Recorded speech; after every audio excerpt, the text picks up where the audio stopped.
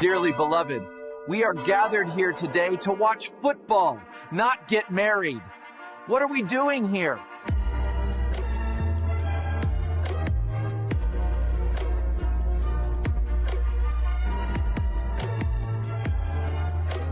I've gotten a lot of baby powder. People are like, man, what'd you get out of baby powder for? I think I'm going to have to smack the hell out of a lot of people this year. I just can feel it. Hold on. The only thing you should be getting married to in the fall is football.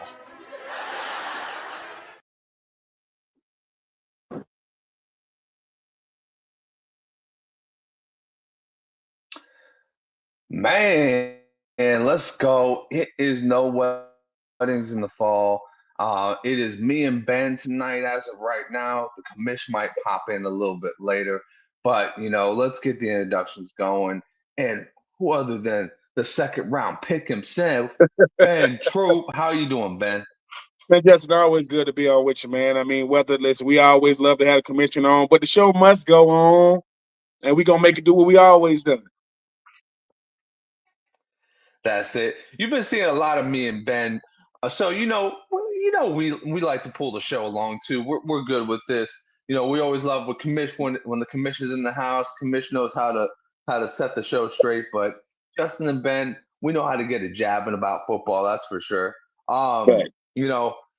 Ben, I bet you. Did you know that I was going to pull out that second round pick thing? You know that I'm always doing some research, bro. I'll take the love, man. Been a long time, but I appreciate old Paul Tagliabue. I mean, may he rest in peace. I know he died recently. That he was a commissioner when I got drafted, but man, many moons ago, man. They took a country boy out of Swainsboro, GA, out of the University of Florida, maybe second round pick. I appreciate the opportunity back then and now. Make me talk a little trash, but no, man, it was a fun time, man. To all those players that don't get drafted or had to go free agent, man, I respect everybody, Justin. I don't care if you got drafted.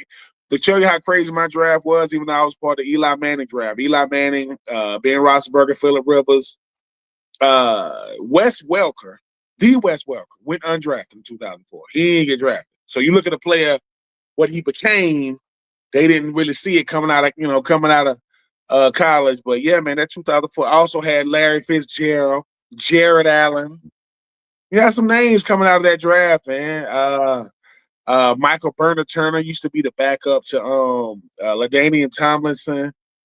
D'Angelo Hall, that played out of Virginia Tech. Man, we had some players, man. 2004 was a fun draft. I got a chance to meet all those dudes out at the Ricky Premier out there in California. Met a bunch of them. Met Ben Washington, Kellen Winslow, and Kevin Jones, and Chris Perry out of Michigan. It was some players, and I'm just happy to say I was a part of that 2004 class. Larry Fitzgerald will be a Hall of Famer. Eli Manning going to be a Hall of Famer. Ben Roethlisberger will be a Hall of Famer. I think Phillip Rivers going to be a Hall of Famer. I could be wrong. I think he'll be a Hall of Famer. But right now, the only guy in 2004 that's been in the Hall of Fame is Jared Allen, defensive end. Like he was nice. I mean, never won no Super Bowls. Played for Chicago, Kansas City. I think he even played for Carolina.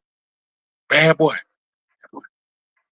Nastiest mullet too. I mean, dude wore 69. He kept mullets alive for like 16 years. but he's also like a cowboy, you know what I'm saying? Like he ride horses and I think the people in the Olympics, like they be on the ice and they look like they be like cleaning the ice with a big gigantic puck in front of them. He did that. Yeah. He was one of those guys. I think Vernon Davis Really? did it. And yeah, man, it's weird. You just sitting there holding the stands. People just, they doing like the quicker picker up. Man, that's crazy. I'm not doing it. I'm not gonna be Olympian. Yeah, he did that. He did. And who's gonna say something? My boy Vernon Davis was in the underground curling league of the NFL. Yeah, Vernon Davis, Keith Bullock that I played with the Titans. I think he was one. I mean, it's a chance to be an Olympian, man. I mean, I want to be a curler. What is that? You got to have a real strong wrist. So yeah, it is what it is. Shout out to him. Represent America as a quicker picker upper or whatever you're doing as a sweeper. I don't know. Who am I to judge? And shout out to that rest of that class. It's funny that you mentioned that. I was literally just listening to you. Listen to Bussin' with the Boys. Yeah. So they had Robert Gallery on. And Robert Gallery was the number 2 in that one. Yeah. Robert Gallery out of Iowa got a chance to play against him in the bowl game, both our senior year down there in Tampa. Bob Sanders, defensive player of the year out of Iowa. I mean, that 2004 class had some gems in it, man. It really did. But it was a long time ago. I enjoyed it from the entire process, from pre-draft process, the draft, the combine, the pro day.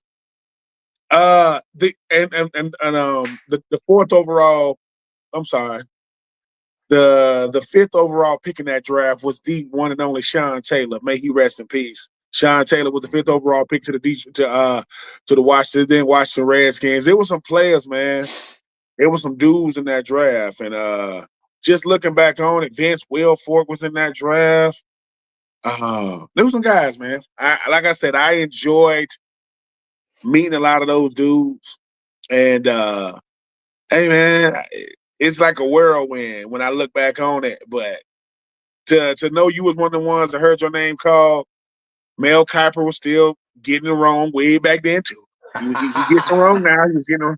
So he has his tradition too. But no, it was that was the Eli Manning draft. That draft was headlined by Eli Manning going number one overall, saying before the draft he would not play for San Diego at the time. And then the Giants had the fourth overall pick. They drafted Phillip Rivers, and they just traded.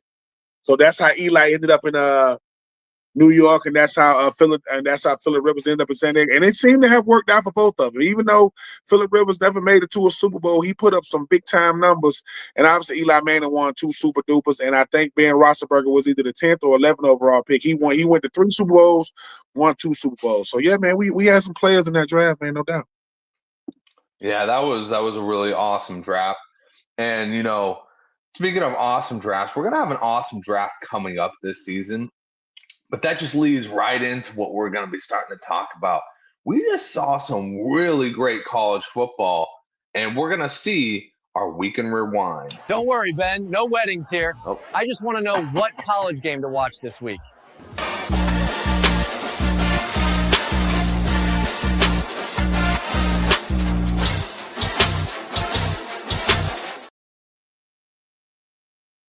That's how you know the commission ain't in the building, when I'm missing the wrong video. But anyways, we'll roll with it. It's our weekend rewind. So we're going to be talking about the games that we were talking about last week on what we were watching. Let's start off with the big one. It was Oklahoma, Alabama. And you were literally just talking about your experience in the draft. Tell me, is there anybody right now you want to draft over a young man named John Mateer out of Oklahoma as far as quarterback goes? It's going to be hard. I mean, he's very, very, very consistent. And that's what you wanted the quarterback was. Let me say this about every quarterback. You know what I'm saying? Whether it's Mateer, whether it's, Norris, Norris up there with South Carolina. You talk about Coupling. You talk about Nussmeier. You talk about Dante out there, at Oregon. Every last one of these quarterbacks are going to be a project. Every last one of them. The guys is going to have the best shot to succeed and thrive. It depends on the system they go to. It's all about the system. If you don't believe me, when the last time Cleveland had a good quarterback? I mean, you can go through it. When the last time the Jets had a good quarterback? And I think the thing is, and I think the thing about these guys is, but the programs you come from, how you able to process information and apply that information, because they're going to throw a lot at you. But Oklahoma did what nobody thought they would do. They beat Alabama 2 years in a row. Beat them last year, beat them this year.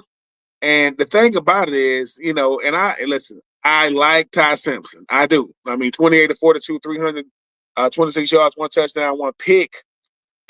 And I like, but you got to show up in the big ones. I know they was able to avenge the loss from last year to Vanderbilt. They beat Georgia 2 years in a row, but you lose to Oklahoma, Coach Venables 2 years in a row.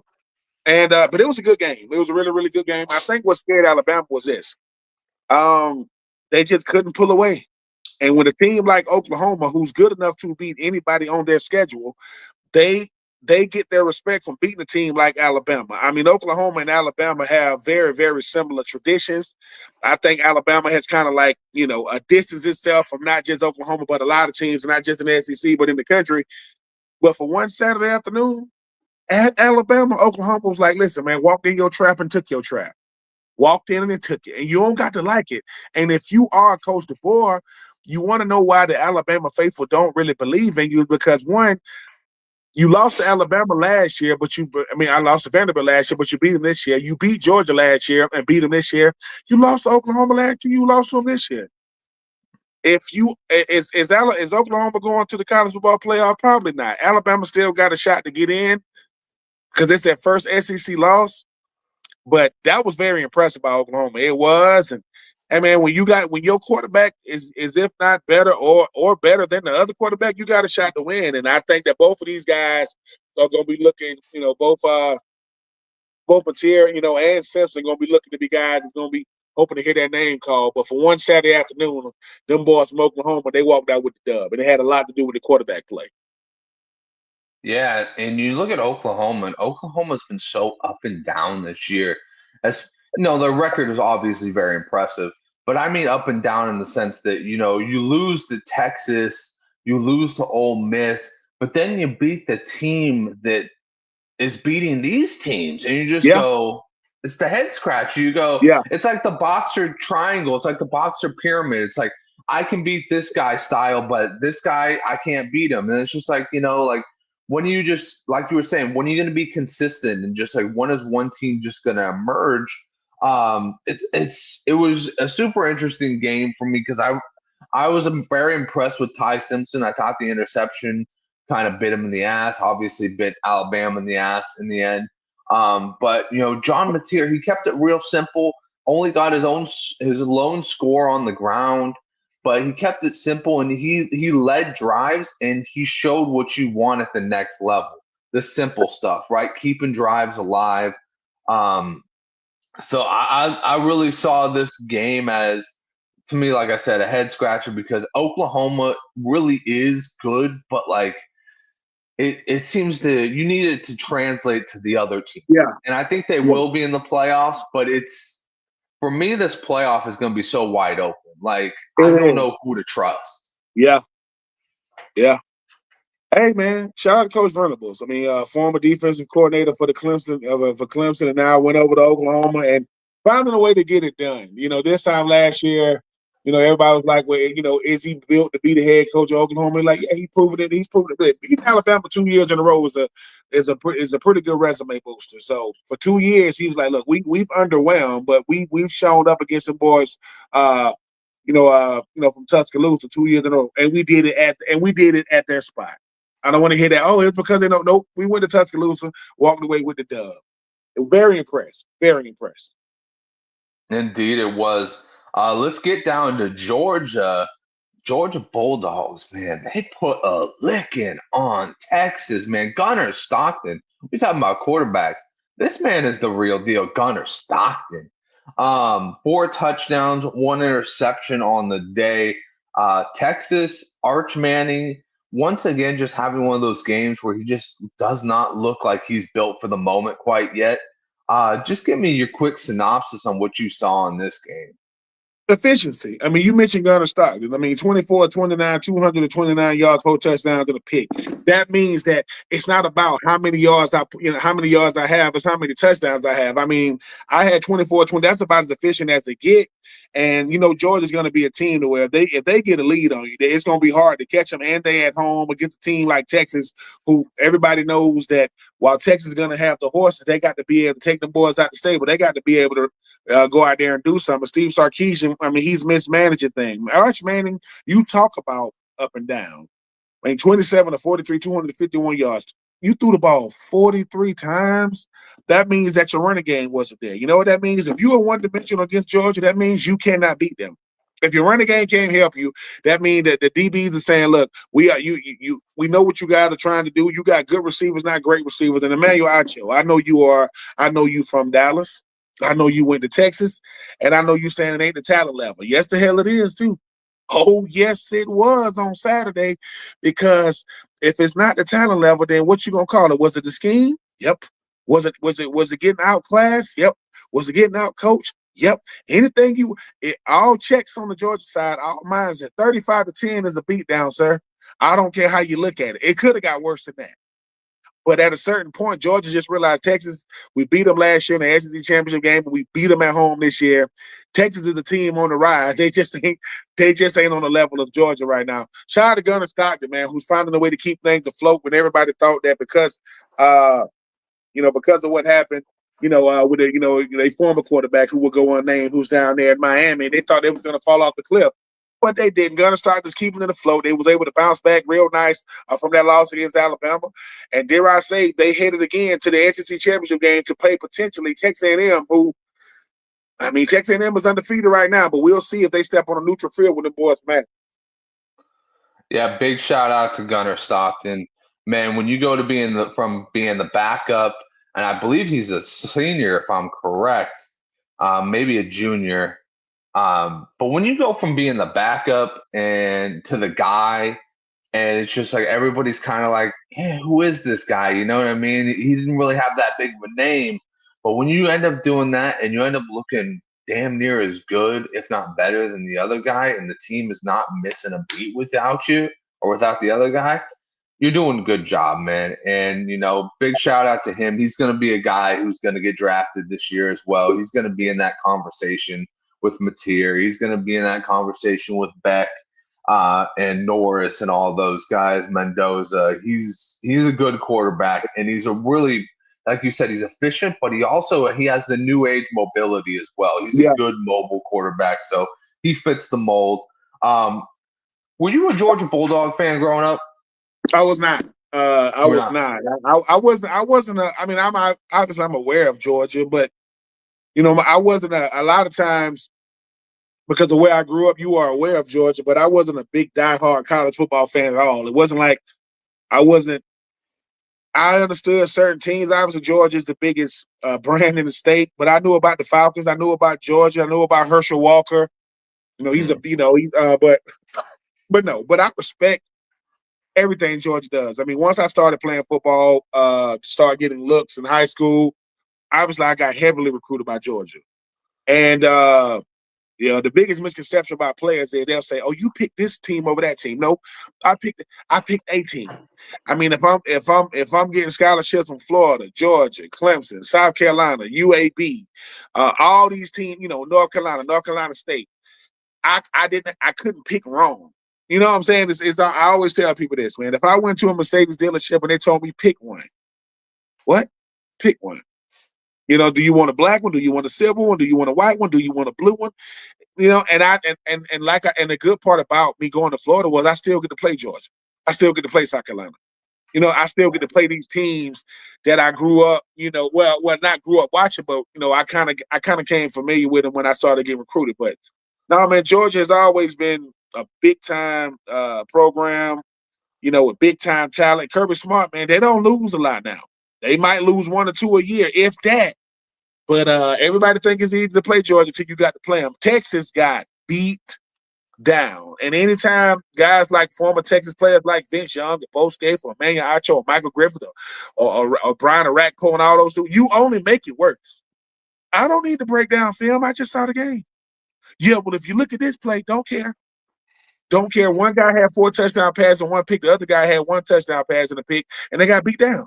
So, hey, it happens. Georgia gonna make most teams look like that. So don't feel bad, Texas. Heck yeah. Now let's spin it. You were talking about Florida. Our last game is Ole Miss beating Florida. I don't know why Commissioner threw this one in there. I think maybe it was just because it is Florida. But Florida's kind of been slipping a little bit. Obviously all the hype is around the new coach search for Florida and LSU. How'd you feel about your Gators in this game? And Kawan Lacey, God damn, he's got 1 more year. He can't come in because he's a sophomore, but God damn, that's a name you want to hold on to for next year because he might be a big-time NFL prospect going into next year. Yeah. I will say this. If you look at this 34-24, when you're giving up 224, yards rushing and 3 touchdowns to one guy, it just lets you know that if Florida's defense played halfway decent, I'm not saying they're gonna beat Ole Miss, but they got a shot. Was that a pass interference on the last drive, game-winning drive? Yeah, it was a pass interference. But when you're a good team, you get calls, and when you're a bad team, you don't. Florida's a bad team right now. You're not gonna get that call. Ole Miss is on the road. But I will say I appreciate the fight in Florida, because when you got a team that's already fired your coach, Coach Gonzalez, I know he's the interim coach right now. You don't want to lay down. You still want to go out there and play good football. It was a good game, and it was a 4-quarter game. Shout out to Ole Miss getting it done. I know Lane Kiffin is atop the Florida list right now, and we'll see what happens with that. I will say this about the coaching search, apart from the game.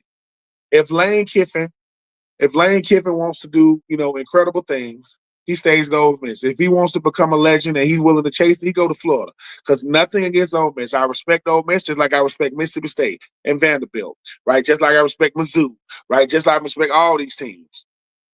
Ole Miss tradition and Florida tradition don't even compare. Since 2000, right? Since 2000, all right? That's 25 years. We're going to talk about the quarterbacks in Ole Miss. We're gonna give you Florida quarterbacks that's been in the SEC championship game. We talk about Rex Gross. We talk about Kyle Trask, right? We talk about Tim Tebow. We talk about Chris Lee, right? These are just quarterbacks that have been in the SEC championship game for Florida. All right. Now I'm gonna give you the list from Ole Miss quarterbacks, and that's it. So if you wanna talk about legacy, Ole Miss has a legacy. I give it to you. Archie Manning, Eli Manning. That's it. And I like Patrick Willis. So I'm not saying that he can't become an incredible coach at Ole Miss. When's the last time Ole Miss went to an SEC championship game? They don't. When's the last time they won the national championship? They don't. And it doesn't mean they don't got good players and good teams and good schemes. But remember Justin, you said when it comes to teams like Oklahoma, you don't really trust them. When it comes to teams like Alabama, you don't really know. Ole Miss is in that. I don't know how good they really are. And they good. They good. But Texas just lost to Georgia. Florida beat Texas. They shouldn't have beat them, but they beat them. So we'll see. But I just think that a place like Florida, it's different because you can't just pick anybody to fill that type of slot. Florida's still the biggest brand in the state. Take nothing away from Florida State, Miami, taking it away from the Hurricanes. Taking it away from the Dolphins, the Bucks, or the Jags. They ain't Florida. And we'll see, but hey man, if he won't smoke, he'll come to get Gville. If he won't comfort, he'll stay in Ole Miss. So it's always weird to me because it's like growing up, I was a USC fan, right?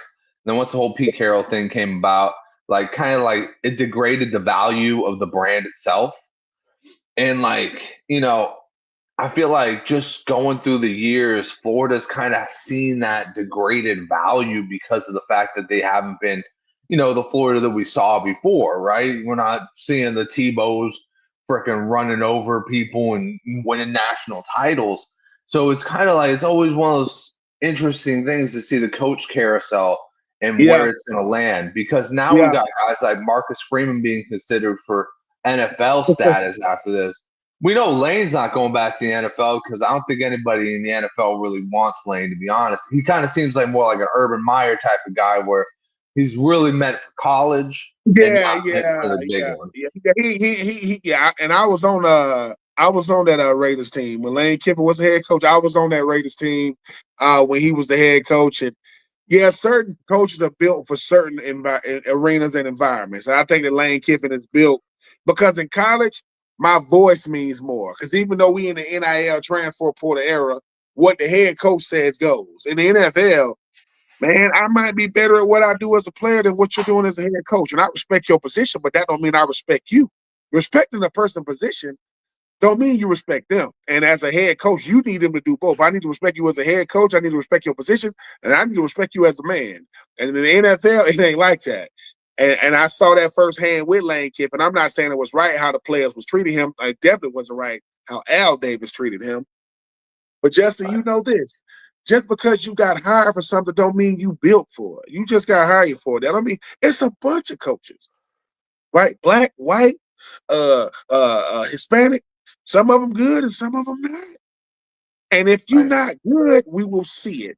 And it's nothing wrong with not being good, but you need to stand in that now. Don't, because we measure football on wins and winning it all, not winning a bunch of games and going to bowl games. No. Have you ever won it right now in college football? There is only 3 active coaches that have national championships. Brian Day, Dabo Swinney, and Kirby Smart, and that's the list. That's it. So that's how hard it is to do it. That's how prestigious it is to do it. That's how rare it is to do it. I'm not saying a coach like Lane Kiffin and all these type of guys can't do it, but he's been in Ole Miss a little while now. And at a certain point, either they figured you out or you figured out it's not going to happen, man. I'm going to play in some real good games. I'm going to have some real good moments. But as far as being the last team standing, he's never been there. He got to go down. He ain't never been to Atlanta yet. He's never been to the SEC championship game. And I'm not saying that's the barometer because you can still get in without. But if he goes to the college football playoff and he gets put out, are we going to remember who got put out? That's like the NFL playoffs. I couldn't tell you who lost. I could tell you who won. It's hard enough to remember who won the Super Bowl, let alone who they beat. So we'll see what happens. He's an incredible coach. I'm not taking away what his pedigree, but it's got to at a certain point, people gonna ask you, okay, did you win it all? No. Oh, but you won the SEC championship game? No. What'd you do? I went to the college football playoff. Okay. Well, there's a bunch of teams in college basketball that make it to the Final Four. Yeah, but did you win it? No. See what I'm saying? So I think that, and he's in that realm of coaches to where they're looking at him like that. Not he's a good coach. You want to be great. You want to be great. Win conference championships. You want to be legendary. Win it all. Because legends, they win it all because they put you in it because it's so hard to do. But we'll see. We'll see what happens. Yeah, it's definitely going to be interesting, this competitive cycle, because, weirder shit has happened. Bill Belichick has come back to coach, so maybe Nick Saban decides he's done with Pat McAfee and he wants to come back to coach. It's definitely going to be an interesting cycle going on here. And I think you nailed it with what you were saying. Like, you have to win these big games to be considered that next level of coach, to where like people just don't question what you're doing anymore. Nick Saban doesn't get questioned because guess what? Nick Saban's won how many national titles at this point? I think he won 7. It's like Kyle Shanahan. You a 49ers fan, you like Kyle Shanahan. The thing about Kyle Shanahan is what, man? Oh, man, great play caller, yet can't win the big one. Great play caller. He can't win it. And until he wins the big, I don't care if it's Brock Purdy. I don't care if it's Jimmy Garoppolo. I don't care when he was the offensive coordinator for Atlanta when he had Matt Ryan. Lost the Super Bowl when he was the offensive coordinator. Lost 2 Super Bowls. Yes, Jimmy Garoppolo, if he hit Emmanuel Sanders in the touchdown, but he didn't hit him. Yes, it was 4th and 6 with 4th and goal with 6 yards to go, and he kicked the field goal, took the ball out of Brock Purdy's hand, kicked the ball off to a Patrick Mahomes, and the rest is history. Doesn't mean that he doesn't have what it takes to do it, but you gotta do it. Because if you don't do it, I will say this about a coach: the same reason why they hire you will be the same reason why they fire you. Yeah, man, we hired him because of his play calling ability, his ability to get the best out of his players. Why'd you fire him? I don't really like his play calling for real. I don't think they don't got to switch it up, especially when you got George Kittle, Trent Williams, Christian McCaffrey, Brandon Ayuk, even though he's hurt, Ricky Pearsall, even though he's hurt. It's like you got a bunch of players. And I get it, the injury bug is there, but if you don't get it done, it's going to be like, well, man, because the same energy you had, Justin, when they hired him, you're like, I don't know, dude. Because I'm starting to think that maybe the best he is making it to the Super Bowl, not winning it. I don't know. We'll see. Andy Reid in Philly. You were good until you weren't. Once you weren't good and you didn't come out with a championship after all those years, they started going, man, this guy ain't never going to get there. Yeah. I mean, it's sometimes it is the environment, sometimes it is the location, but that's why we love it, right? And a place like San Francisco, that's tradition rich. I mean, you go way back with San Francisco. Most teams ain't got no tradition. I played for the Titans. They ain't got no tradition. You take teams like Houston Texans, they ain't got no tradition. The Detroit Lions, they ain't got no tradition. The Arizona Cardinals, they ain't got no. The Cleveland Browns, it's a lot of teams. San Francisco used to be a candlestick. Now they at Levi Stadium in Santa Clara. You know what I'm saying? I remember when they moved to Santa Clara and them San Franciscans, they was heated. What? We going to where? I was one of them. I was one of them, man. Yeah. Freaking A, dude. The stick was one of my favorite spots ever. And I got to see the last game at the Candlestick Park against the Atlanta Falcons and got the whole shirt and everything. I still got it somewhere. But it was so fun, and you're absolutely right. There's a standard, is what we used to call a standard. We had the gold standard, but it's true. It's a standard that you live up to when you've had success, and I've just never seen that as a fan. I'm like, oh my God, '94 was the only year, and I was only months old at that time. But anyways, we're talking about all the NFL. It's a perfect transition point to what happened in the NFL this past week. Denver and Kansas City was the big one. Ben, I want to ask you this. Have you ever seen, were you around to see a team that was so good just collapse? Like, have one of those years that were just so, like, uncharacteristic of them. Because Kansas City right now is having that year. This year has been very uncharacteristic. The offense at times stalls out. The defense has looked old, and that makes sense because the engine of this defense, Chris Jones, has oftentimes looked old. He's looked like he's getting pushed around, like they're getting ran on in this game, and it's just like, how is that happening? You've got Big 93 clogging up the middle, or you should. Well, I will say this. One of my favorite movie series is Batman, because it's something Alfred told Bruce when he said, "Well, you're gonna live long enough to go from the hero to the villain. Right now, you the hero. You're gonna keep doing it. And that's the thing about Kansas City is they peaked so early. When you talk about Andy Reid, when you talk about Patrick Mahomes, when you talk about Travis Kelce, when you talk about Chris Jones, but the NFL is gonna catch up. It's not that they aren't great players. It's just you getting older. Like those things that Patrick Mahomes is the only quarterback that get to throw back across his body, do no look passes behind the back. And that stuff is cool as long as you win it. He did in the Super Bowl. What happened? Pick six. Threw back across his body, Cooper touchdown, right? If that's any other quarterback, people go crazy. There are certain quarterbacks that get the benefit of the doubt. Josh Allen is one of them. Patrick Mahomes is definitely one of them. Joe Burrow, when he's not hurt, he's one of them. Depends on who you talk to. Justin Herbert to get it. Jared Goff might get it. Matthew Stafford might get it. Lamar Jackson might get it. Right now, there are no more benefits of the doubts. Last year, in 2024, a lot of those games they won were one-score games. They blocking field goals. They winning them. They losing them all this year. See, the same thing that happened in 2024, you losing this year. They could have lost last year. And we've grown so accustomed to see Kansas City win, it's hard to see them losing. Like, they lose. Like Denver is freaking 9-2. Like, Denver is, like, really good. And Denver has caught up to Kansas City because they go, the way we win might not be pretty, but we win it. We ain't lost for 2 games. Kansas City, Travis Kelce breaking records, and it don't matter. Travis Kelce and Chris Jones and those guys, they get to sit back and say, "Hey, man, we was here for the glory years, but glory ain't forever. It ain't forever." And either you want your legacy to stay intact and you're going to walk away from the game, because if you keep playing, I'm going to keep saying that Michael Jordan played for the Wizards. I mean, it was for 1 year, but he played. We're going to judge you every year you step out there as a pro. I don't know how the season is for Kansas City, Justin, but right now, they don't look like they're good enough to beat, to run away with the score or come back on guys, because Patrick Mahomes, ain't nobody saying it, but the way he used to improvise, it ain't working no more. I mean, he just be throwing the ball up sometimes. Sometimes, like, dude, what kind of throw was that? And he's earned some clout with what he's done. But you can't live off who you used to be, brother. You got to live off who you are. And I think for them right now, they're just not good enough they used to just line up and beat you. They can't do that no more. And, hey, man, it happens to the best. It happens to the best.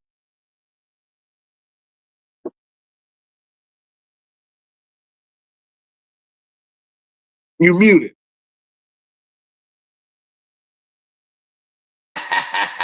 I was just saying thank you to Tanisha and thank you to Mr. Eric. But yeah, no, 100%.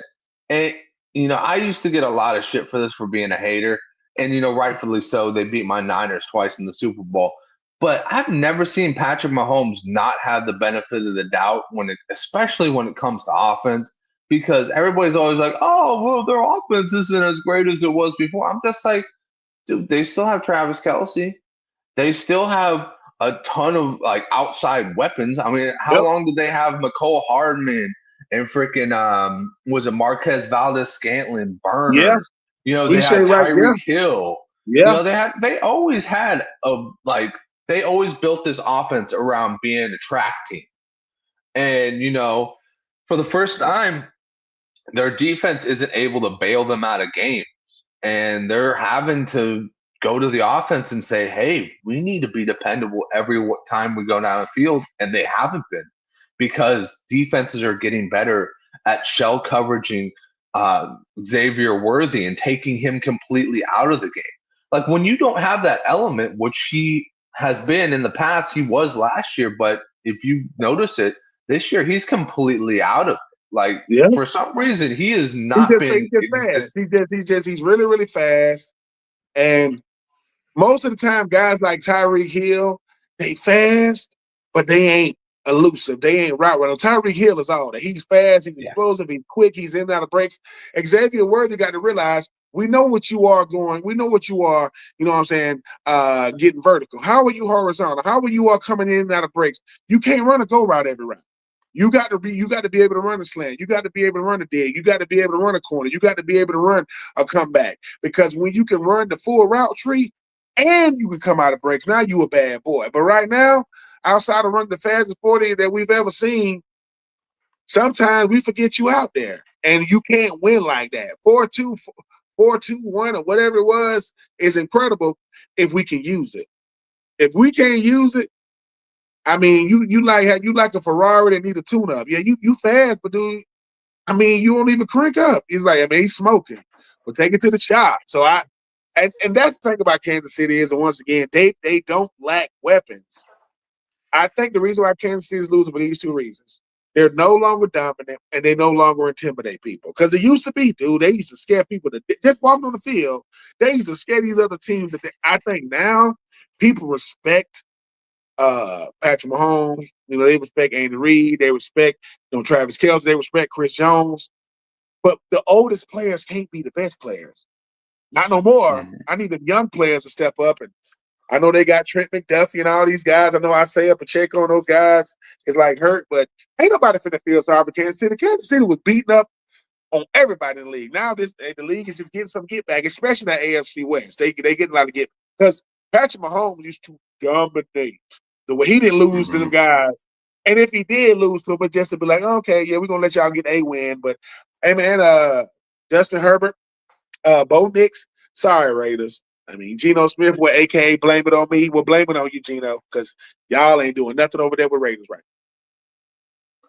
Man, I've never been so happy to see Aiden O'Connell on a practice field. Geno needs to just take a week, bro. Just take a week, get a Mai Tai or something like that. Chill out, bro. Blame it on me. Let somebody blame it on somebody else for the week, man. It's Shador week. Let him go out there and show Tom Brady what he missed.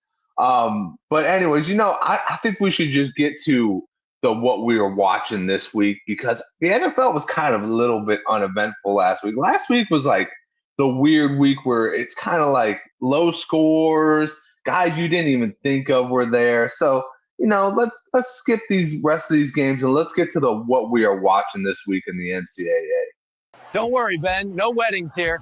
I just want to know what college game to watch this week.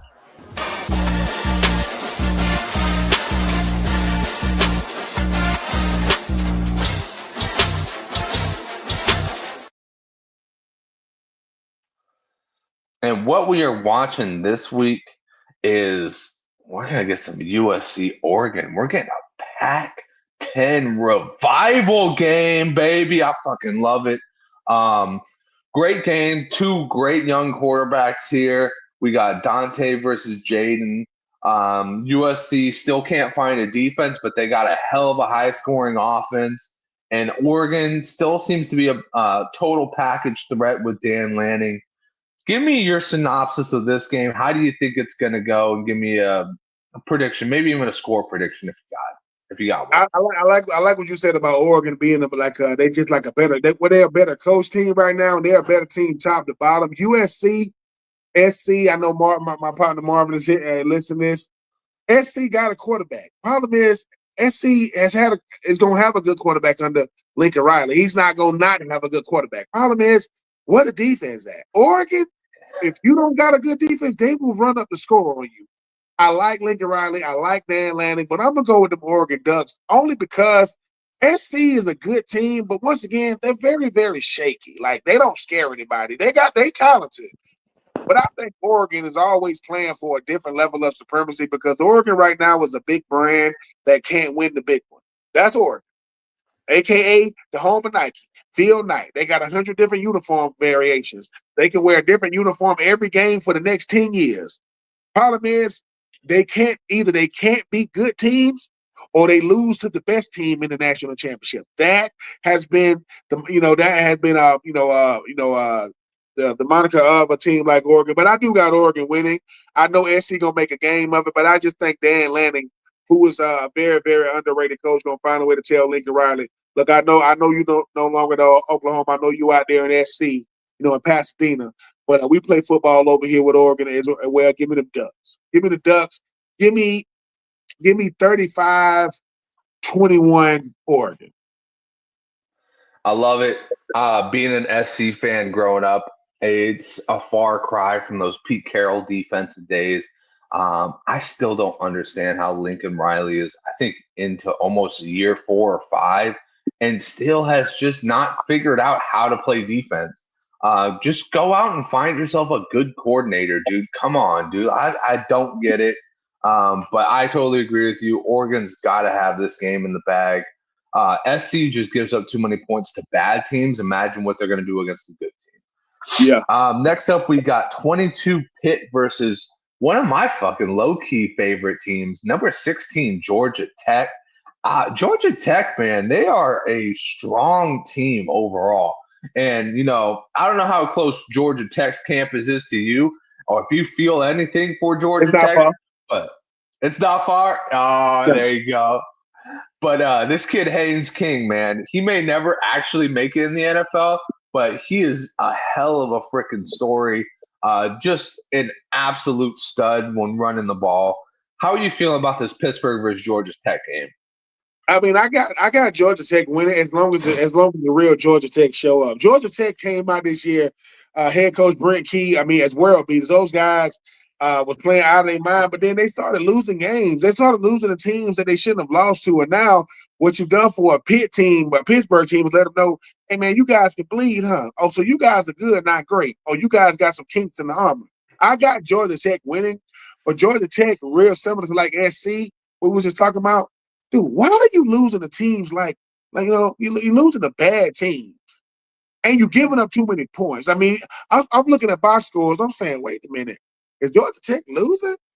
Georgia Tech got to show that, hey, man, we want the teams in the ACC to be able to, still go out there and play some good football. Pitt is not the type of team that's going to just walk away quietly into the night. But I got Georgia Tech. Give me Georgia Tech around, I'll say like 28, 21, closer than that I feel good about saying. But I do got Georgia Tech winning. But if they play around, which Georgia Tech has been known to do, Pitt come to the ATL and walk away with a dub if Georgia Tech come out playing. Yeah, Pitt's got an exciting young quarterback, too. He took over for Eli Holstein midway through the season and has just absolutely been slinging it. But I have to agree with you. I think I'm going to go Georgia Tech. They're low-key my favorite team, like I said, right now. And then finally, we're going to finish it up with some Florida, baby. Florida versus Tennessee. Do you think the upset's available? Tennessee, I don't know, man. They're good, but they're just never gonna be. Yeah. They're the SC of the SEC, right? They play so much offense, they forget to play defense. Man, Tennessee hasn't beat Florida at home in a long time. They ain't beat Florida at Florida in a long time. I want to say the last time they beat Florida at home was 2003. That was my senior year, by the way. That's the last time I think they beat us at home. I will say this. I don't think it's going to be an upset, but I think Tennessee should be nervous because Florida ain't got nothing. I mean, Florida, look, man, we ain't going to make a bowl game. We ain't got but a couple of games left in the season. We got nothing to lose and everything to gain. Let DJ Lagwell, whoever going to be under center, go out there and, like, let it loose. If Coach Heupel in Tennessee comes to Florida and lose, that's going to be a long flight back to Knoxville. Here's why. Joe Milton was talking trash a couple of years ago. I know he's a Dallas Cowboy quarterback right now saying, hey, I'm going to go to Florida. I'm going to win. You did. Florida and Tennessee at Florida has done some crazy stuff. I mean, we done seen by Hail Marys, we done seen late game heroics, we done seen missed field goals, all in favor of Florida. I don't think Tennessee is going to come in and let something stupid happen. But here's the thing. Florida played well against Ole Miss. They just lost. Florida had 5 interceptions against LSU, and they lost by 10. Florida was still competitive against Miami. They just lost. Florida was competitive against Georgia. They just lost. Now, Florida was competitive against Texas A&M. They just lost. So it's not like they're just laying down. If Tennessee want to come out there and act stupid, and Florida wins, I wouldn't be surprised. But even though the worst orange in college football is that sherbet orange known as Tennessee orange, I don't think the boys from Knoxville going to I think Tennessee comes out with the win, but I think Florida makes it very interesting. Yeah, you know what? I'm actually gonna disagree with you this one. I think Florida's got the upset in them on this one. I mean, Florida's been pulling upsets all season long. Why not one more just for the boys at home to spice it up for Lane Kiffin? Say, Lane, this is what you're getting when you come to Florida. We're gonna spice it up for you. DJ Lagway, Jordan Baugh. I think that they can pull it out. And Tennessee I'm is, not like saying I they said, can't, and I hope they do. Oh my God, I would laugh so hard. you would be loving it. You would Oh be yeah, loving man. it. Oh yeah. But Oh yeah. Tennessee really is like SC of the SEC because they just are all offense. They are all gas, no brakes. Yeah. But let's get our NFL picks in. You all are terrible. Even the boys from No Weddings in the Fall didn't pick you to win.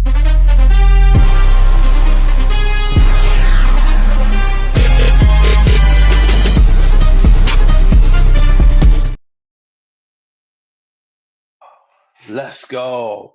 And let's get it started with Kansas City at Indianapolis. We were just talking about Kansas City kind of sloping off. Indianapolis is on the other side of that. They are really trending up. How do you feel about Indy versus KC at KC? I like Indy. I like Indy for two words. Jonathan Taylor. I think Jonathan Taylor is right now he's my front runner for the MVP and what he's doing. I like the way Daniel Jones has been playing him, and Michael Pittman Jr. And you talk about Warren, you talk about Downs and those guys, and Indy got a defense. Indy just added what's this guy's name? Sauce Gardner. So they're going to be able to shut down one side of the field. They talk about a defensive line that can get after it. I just think Indy is trending up, and I think Kansas City might be kind of feeling sorry for themselves. Kansas City is always a better team at home, but I'm going to go with them boys from Indianapolis. Give me Indy to get back to their winning ways. Yeah, we were just talking about Xavier Worthy. Going to be another game for him taking off with Sauce Gardner guarding him. There ain't no way he's getting any action in that one. I think I have to agree with this one. I want to go with KC. Yeah. My biggest issue, though, is KC just does not look like KC right now. I've been going with them the past couple of weeks thinking the turnaround's coming, the turnaround's coming. What if the turnaround's not coming?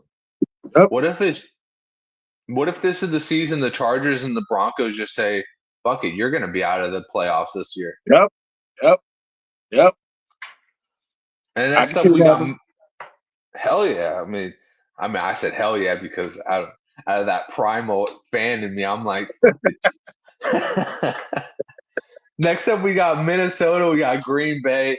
Legendary rivalry. Green Bay leads the series 66-63. Not 3, 60-3. And then Minnesota swept them last year. This is obviously at the Minnesota of last year. Quarterback is very different. But also Green Bay might be without Josh Jacobs, did not practice this week. Who you got in this one? Seems like it's going to be a defensive struggle. Yeah, I think it is going to be a defensive game, but if it's a defensive game, I still trust Green Bay. Micah Parsons is still. I mean, people can say, "Man, I don't want to hear about. I don't want to hear about what he does with the run. You better deal with him in the passing game." And J.J. McCartney. I mean, I don't know if he's seeing goals. I don't know what's going on with him right now. I got Minnesota beat writers talking trash to Chris Carter because Chris Carter saying, "I don't know what."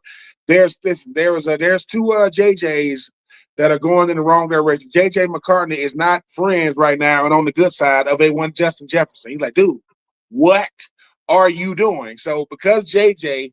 is kind of iffy, and I know that Green Bay going to send that pass rush at you, give me Green Bay.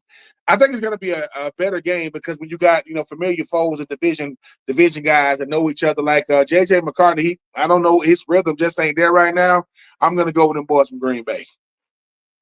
So have you ever been with a quarterback and like you just had something off with them? Like the rhythm, he's throwing the ball a little too high.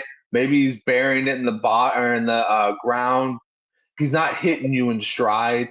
How do you deal with that? How do you approach that guy and go, "Hey, man, we need to figure some out"? Are you asking for extra practice time at the end? Maybe some startup time? Like, how are you approaching that? Well, the last thing I'm gonna do is get in his ear and tell him, "Man, you got to play better." I'm gonna just go encourage him. Yes, I'm gonna try to get some extra routes in because I got to let him know he can still depend on me because sometimes when the quarterback not playing well, it's from the neck up. It's not like he's lost his ability. Sometimes it's one throw, it's one play, it's one series, it's one drive. I want to make sure that he can depend on me because quarterbacks making good throws, I got to be able to catch the football. Because receivers get down when they drop the ball, quarterbacks get down when they make a bad throw, make a bad read, may have a bad series. For JJ, he's a guy right now that can go out there and get it done, but he's nothing without his offensive line. He's nothing without the play calls, and he's nothing. But you got Jordan Addison, you got T.J. Hockenson, you got Justin Jefferson. So it ain't like you lacking weapons. You got to give him the rock. Start throwing it. Don't throw in the places where the other team is standing there and not your teammates. But man, just encourage them. Go out there and sometimes getting back to basics. Football is about doing the little things which become big things on Sunday. Just get back to the routine, dominate the process, and hopefully you get to show and improve yourself on Sunday. Fair enough. Yeah, it seems like they just need to get a little bit, like you said, a little bit of that back to a rhythm type of thing because yes. That Get the ball to team, Aaron Jones. Run the football with Aaron Jones. Let it open up for the pass. And Kevin O'Connell is such a reliable guy. He's going to get them back in rhythm. Yeah. Let's get up with Pittsburgh and Chicago next. Chicago has been kind of like this sneaky team coming out of nowhere. Nobody really backs Caleb Williams. Caleb's been showing it off with his arm and his legs these past couple of weeks. And Pittsburgh kind of in limbo right now. Is Aaron Rodgers going to play? Will we see Mason Rudolph? How big of a difference does that make for you, Ben, seeing what Mason Rudolph did last week in not really garbage time, but kind of like second half against Cincinnati? How do you like this game? How do you think it plays out? I think Mason Rudolph. I think Aaron Rodgers is going to do all he can to try to get in the game. But if he does play, he's not going to be healthy. And you already know that defensive line, those defensive players, that defense for Chicago, they're going to be swiping at whatever his ailment is. I think is his wrist. Mason Rudolph proved to be a valuable backup. He's going to go out there and be a game manager. The problem is, it ain't Mason Rudolph. It's DK Metcalf. DK Metcalf has looked okay. He ain't looked great. I mean, sometimes you forget he's in the game. If Darnell Washington catch a pass, beware of Darnell Washington if you are Chicago. If you let him get going, it's going to be ugly. Whether you're a DB, whether you're a linebacker, whether you're a D lineman, whether you're a DN, whether you're a safety, look out because that's a big man running at you. But I got Chicago winning because I just think Chicago is just more of a complete team. Caleb Williams has been good, not great, but he's not turning the football over. He's buying what Ben Johnson is selling. They're winning games. They're still competitive right now in the NFC North. That's still going. That Green Bay going to be there. The Detroit going to be there. But I just think that Chicago is just a better orchestrated team right now. I don't know what color fingernails Caleb Williams is going to have on Sunday. I think they was lime green last Sunday. He paints his fingernails. That's what he does. I mean, hey, man, Listen, man, you like it, I love it. Go out there and get it done. But I got Chi-Town sticking with their winning ways. Not because, one, I think Pittsburgh is coming in wounded. DK Metcalf, he's not really giving you a return on investment right now. Jalen Ramsey, man, so much respect for you, sir. I would have knocked Jamar. Anyway, that's another conversation for another day, but give me Chicago. And when Mike Tomlin was asked, what advice would you give to somebody who has been spit on? He said, I have no words, and whatever comes natural. Yes, I have no advice. Whatever comes natural, which means you spit on me, whatever happened to you, may God get me off you. Because, boy, I'm trying to tell you, we don't play those games. 100%. And big props to the NFL for fucking catching that and doing the right thing, because we had a spit incident, obviously, to begin the season. Yes. And that ain't cool in any situation in life.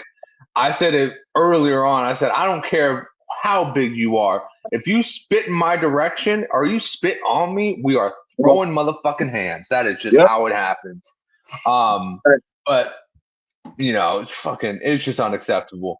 But to what you were saying about Darnell Washington, I looked it up. That man is 311 pounds. That man is just all fucking monster. He's just, when you see him going down the sidelines and he's just carrying people, you're just like, this is the guy who would have been like on a horseback. He would have been a warlord at some point. He was meant to conquer something, being 6'8", 311 pounds. But anyways, let's get on to Philly and Dallas. A legendary rivalry here.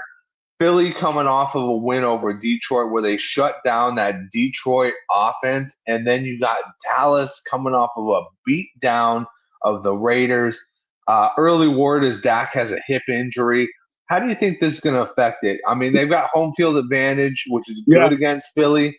But at the same time, if your quarterback's not doing good, it's going to be an issue. So how do you see this game playing out? I see this being a better game than people give it credit for this reason. I know that Dak is going to come in limping a little bit, but George Pickens, CeeDee Lamb, you're going to have to deal with them dudes. And here's the thing about Philadelphia. Philadelphia's defense is lights out. I mean, you talk about Quinyon Mitchell, you talk about Cooper DeJean, you talk about the addition of, Jalen Phillips to go along with the Kobe Dean and Jordan Davis and Jalen Carter, and the list goes, and Nolan Smith. The problem with Philly ain't the defense, it's the offense. It's Jalen Hurts. It's A.J. Brown, who had to go talk to the freaking owner to say, stop talking about the offense. Devonta Smith and Goddard and those guys. If Philadelphia's offense come playing around and they ain't scoring points, because Dallas is going to score points. They're going to score at least 20-something points, I believe. If Philly can't keep pace and the tush push can't help you, and Saquon Barkley is being neutralized, which he's kind of been all year, he's kind of looked regular all year, I can see Dallas coming out with a win. Because guess what? First game of the year, which you don't know what your team is, Dallas was in that game. Dallas could have easily won the first time. So I think it's going to, once again, division foes, they don't like each other. Dak is a really, really good quarterback when he's healthy. I know he's going to come in limping a little bit, but if Philadelphia Eagles offense don't come to play, you're gonna look up and say, wait a minute, Dallas beat Philly? Yeah. And they beat them convincingly, because Jalen Hurts can say he don't care about the criticism about the offense, but he better get the ball to A.J. Brown or get some offense going, because Dallas offense is high power. It's high power. Yeah, and I think it was really telling that, Amon-Ra St. Brown got shut down by Quinyon Mitchell. But on the other side, nobody was shutting down J-Mo. J-Mo was eating. Eating, yes. And George Pickens, he's going to do the exact same. He's going to come in with more confidence than ever coming off that Raider game. He legitimately looked like a problem. And he looked like somebody you wanted to sign. Jerry Jones wanted to get a contract to him right then and there. Sign, because we want George this. George I'll wait till the end of the year. That way I can see how my numbers really look. Because right now, I think the only person in the league that got more receiving yards than him is Jackson. I think Smith Enigma. I think he's the only one. Jackson Smith Enigma out there with Seattle is the only one. So, hey, if you are smart, he signed a 1-year deal. He's saying, listen, man, I know y'all already paid CeeDee Lamb, and I know that Howie Roseman, the GM for Philly, is the one that know how to maneuver them numbers. Y'all better do something, because I'm going to need my money. And Dez Bryant, please stop giving George Pickens discount, saying, "Hey man, I know you want your money, but you might have to take a discount." Did you take a discount when you got your money? No. So if listen, I want a discount when I'm trying to get a tune up on my car, or I'm trying to get some groceries. I don't get no discount when it comes to my money. I need all of it. The money that folds and the change. I need it all. 100%, and he freaking deserves it this year. He's been on Yes. freaking Always. fire, man. Yes. I mean, listen, you don't take a discount after a season like this. If they ain't gonna pay you in Dallas, you go somewhere else. You go find yourself a new home somewhere else. Because I legitimately think this year with CD Lamb has made his route running and everything else click to a level where he actually could be a number one anywhere else. Yes. Let's finish it up with Tampa and St. Louis, or not St. Louis, Los Angeles. I'm just so used to the Rams being in St. Louis. I'll never get used to the Chargers not being in San Diego and the Rams not being in St. Louis. But Tampa and the Rams, how are you looking at this game? Another exciting game for Baker Mayfield, but at the same time, we were seeing more and more that Baker needs more help. Like whether it be on the defensive side or whether it be another weapon on the offensive side, he's just not getting help. But this week he's got Bucky coming back. He's hopefully got Godwin coming back. He practiced, but we're not sure. He's practiced in the past and he's been down with the fibula injury. So what do you think going into this game? So let's say he gets Bucky back and let's say he gets Godwin back. How are you predicting this game?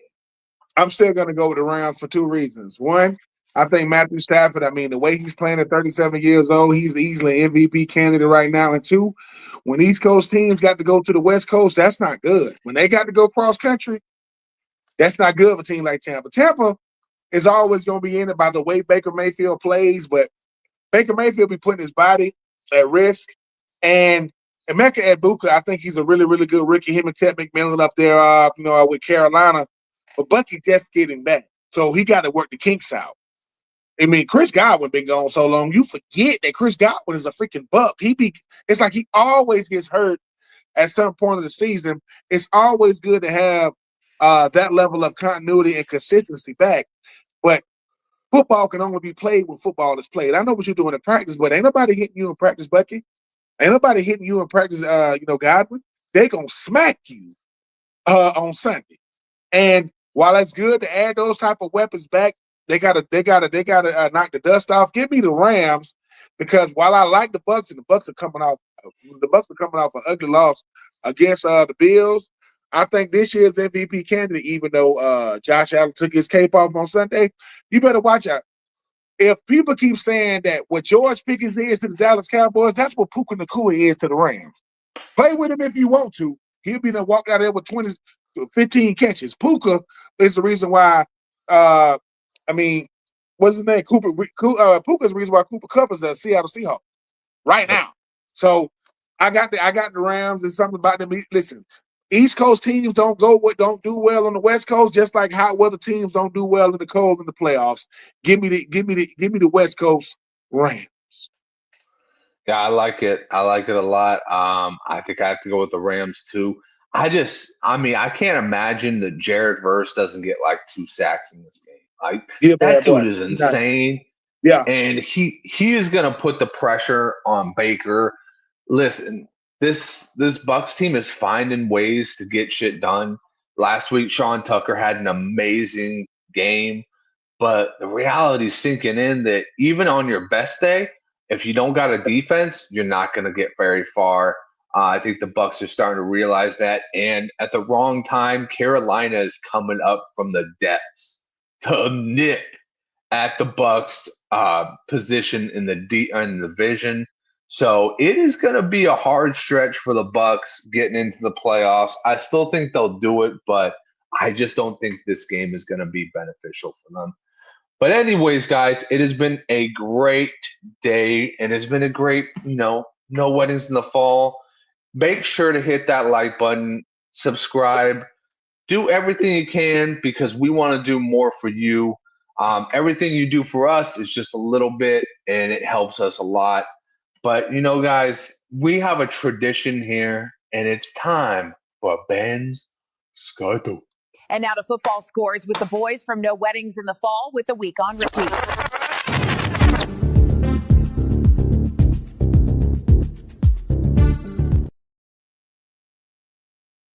Like I said, it's just one of those days. I'm going to hit it now, Ben. I'm going to get out of here. I don't know about you, but I'm ready for Ben Troupe's Skadoop of the Week.